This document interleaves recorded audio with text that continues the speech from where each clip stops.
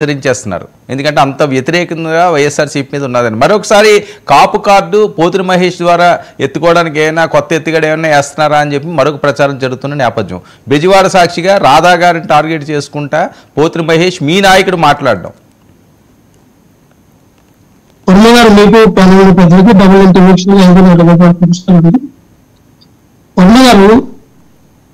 రాయకోట అన్న గారు ఏ పార్టీ అధికార ప్రతినిధి నాకు అర్థం కాదు. ఏ పార్టీకి అధికార ప్రతినిధి చెప్పాలి ఒకసారి? ఎవరు అసలు ఆ పార్టీ ఉందా ఆంధ్రప్రదేశ్ లో? రాయపాటి అర్జున గారు ఏ పార్టీ అధికార ప్రతినిధి? ఆ పార్టీ ఆంధ్రప్రదేశ్ లో ఉందా ఇప్పుడు? అదేంటి ఇప్పుడు ఏదైతే మరి ఆ ఎన్డీఏ కూటమికి అనుకూలమైనటువంటి ఒక మహానాడు అనే పత్రికలో జనసేన పార్టీ బీజేపీ పార్టీలో విలీనం చేశారు, చేసేస్తున్నారు, అయిపోయింది అని రాశారు కదా. అదే అసలు ఆ పార్టీ ఉందా లేదా, ఆ పార్టీకి కూడా అధికార ప్రతినిధా లేదంటే ఏంటో నాకు డౌట్ వచ్చి అడిగాను. ఒకటి చెప్తాను, రాయపాటి అర్జున గారు పార్టీలో జనసేన పార్టీలోకి ఆవిడ ఎప్పుడు వచ్చారు అడగండి ఒకసారి. జనసేన పార్టీలోకి వచ్చి ఆవిడ ఎప్పుడు వచ్చారు? జనసేన పార్టీ పెట్టినప్పటి నుంచి ఆవిడ రాలా.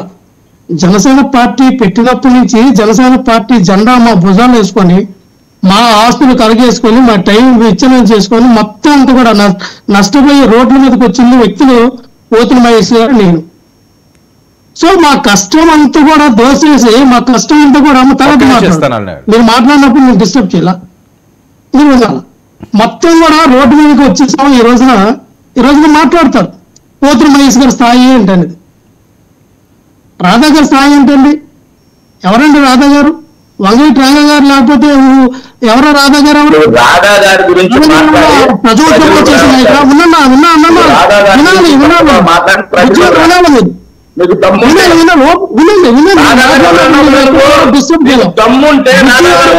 చాలా మర్యాద గౌరవం ఇచ్చారు, చాలా మర్యాద గౌరవం ఇచ్చారు. మీరు మాట్లాడినప్పుడు మీరు ఎక్కువ మాట్లాడితే మీకన్నా 100 రెట్లు ఎక్కువ మాట్లాడతారు.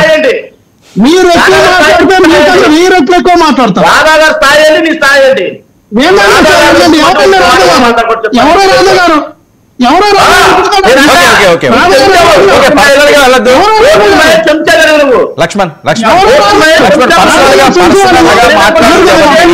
మీ పాయింట్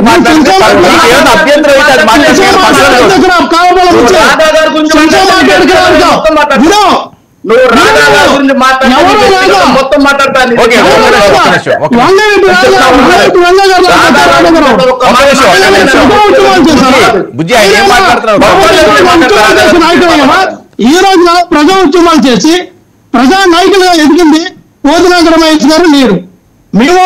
మీ ఉద్యమాలు చేసి నాయకులు అయ్యామంటే మీరు మాట్లాడుతారంటే మా తండ్రి గొప్ప, మా తాత గొప్ప, మీ తండ్రి గురించి నువ్వు డబ్బా పోతునాగర మహేష్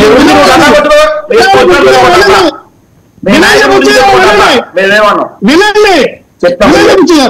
ఈ రోజున పోతునాగర మహేష్ గారు ఏం మాట్లాడారు? అయితే తప్పు మాట్లాడారు కదా.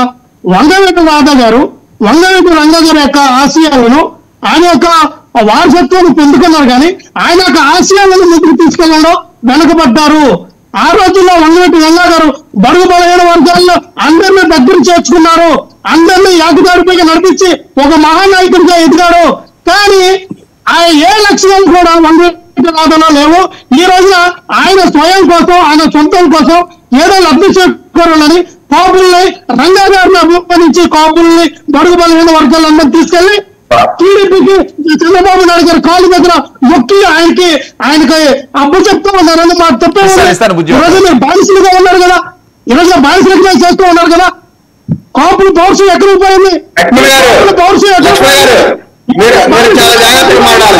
ఏం మీ పౌరుషాలు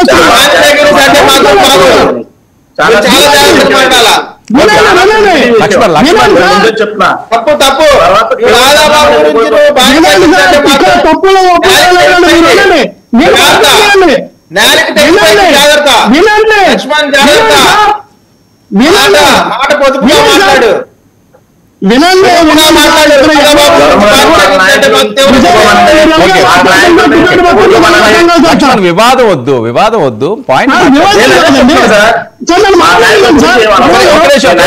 మాట్లాడినప్పుడు ఓకే వాళ్ళు మాట్లాడినప్పుడు ఎక్కడ మాట్లాడనా వైఎస్ఆర్ పార్టీ ఆయన అనుసరుడు నన్ను తక్కువగా మాట్లాడినప్పుడు నేను ఎక్కడైనా మాట్లాడానా?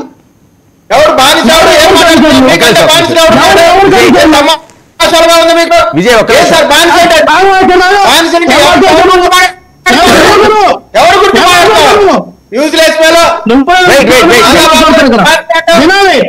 వినోయంలో ఈ రోజున వంగవీటి రంగా గారు నేను చంపిందవరని ప్రచారం చేసినారని చంద్రబాబు నాయుడు గారు టీడీపీ నాయకులను ప్రచారం చేసినారని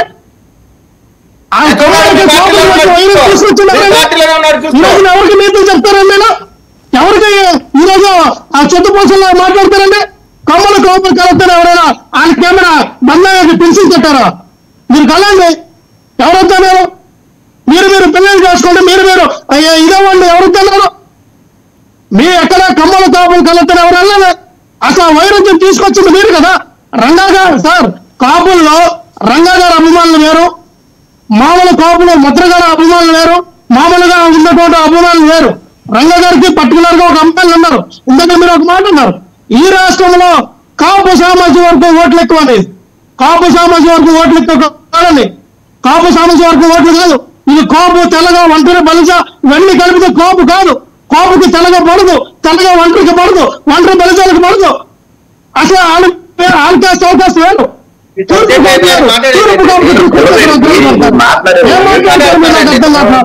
ఇక్కడ మీరు అన్నారు అతి పెద్ద కాపు సామాజిక వర్గం ఓట్లని. కాపు సామాజిక వర్గం కాదు. మీరు ముందు తెలుసుకోవాలి. సీనియర్ జర్నలిస్ట్ గా వర్మ గారు మీరు ఇలా అనొచ్చు, కాపులు ఇదే కాపు సామాజిక వర్గం పెద్దదని. వాళ్ళు తూర్పుగోదావరి, పశ్చిమ గోదావరి జిల్లాలు తప్ప కాపులు ఎక్కడ ఉన్నారు సార్? ఈ రాష్ట్రంలో అత్యధికంగా ఓటు బ్యాంకింగ్ ఉన్నటువంటిది మాల సామాజిక వర్గం, తర్వాత మాదిగ సామాజిక వర్గం, తర్వాత కాపు సామాజిక వర్గం. కావాలంటే మీరు రికార్డులు తీసుకోండి, రికార్డులు తీసుకోండి ఎక్కడైనా. కావాలంటే మీరు లెక్కలు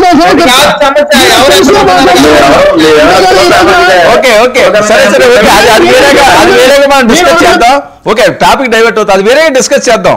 ఓకే, మీరు అంగీకరించండి సార్. మీరు ఎలివేషన్ ఇచ్చారు సినిమాలో. వినండి సార్, ఎందుకంటే పవన్ కళ్యాణ్ గారికి పుష్ప సినిమాలో అల్లు అర్జున్ గారికి ఎన్ని ఎలివేషన్లు ఇచ్చారో అంతకు మించి పవన్ కళ్యాణ్ గారికి ఎలివేషన్ ఇచ్చి ఒక పావుగంట మీరు మాట్లాడారు. Okay, very good. అది మీ అభిప్రాయం. సాఫ్ట్వేర్ ఈ రోజున ఎవరు ఎమ్మెల్యేల కారణాలు కూడా ఎమ్మెల్యేలు అయిపోయారు. అదే జనసేన పార్టీలో ఉన్నారు కాబట్టి ఎమ్మెల్యేలు అయ్యారు. పక్క పార్టీలు ఉంటే అయ్యేవారంటే ఈ రోజున జనసేన పార్టీలో ఇచ్చినటువంటి 21 మంది ఎమ్మెల్యేలు ఎవరు సార్? తిండికి బట్టలకు లేనాలా అనే సామాన్యుల 100 కోట్లు ఈ రోజున నిలబడిన టెక్నో లోకం మాదిరి 5,500 కోట్లు ఆస్తుపడ్డారు ఎవరు అంటే మొత్తం 21 మంది కూడా బాగా ఆర్థికంగా 100 కోట్లు ఉన్న వాళ్ళ సార్ ఏం మాట్లాడుతారంటే మీరు ఎందుకంటే సభలో చెప్తారు. అది కాదు,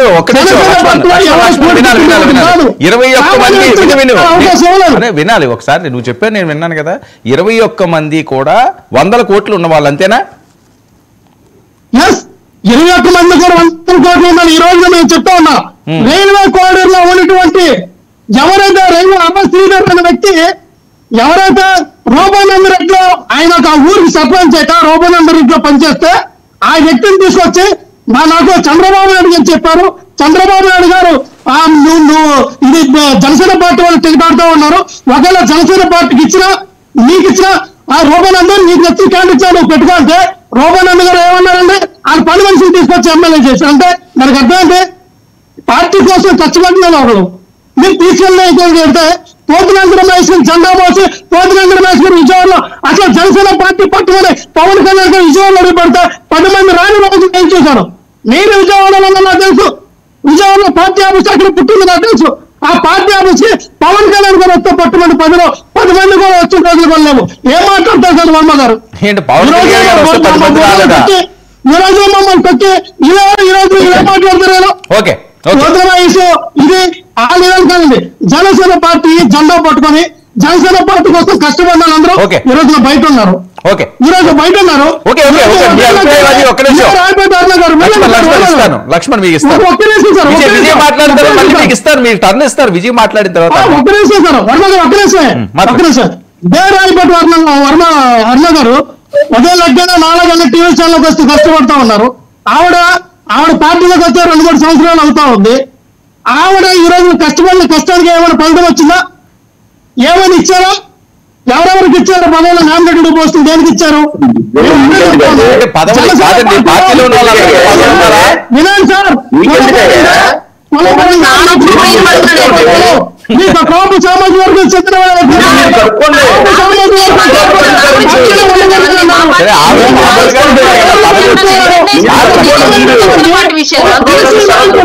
లక్ష్మణ్ బీసీ నాయకులు మీరు బెదిరిస్తూ ఉన్నారు. ఓకే.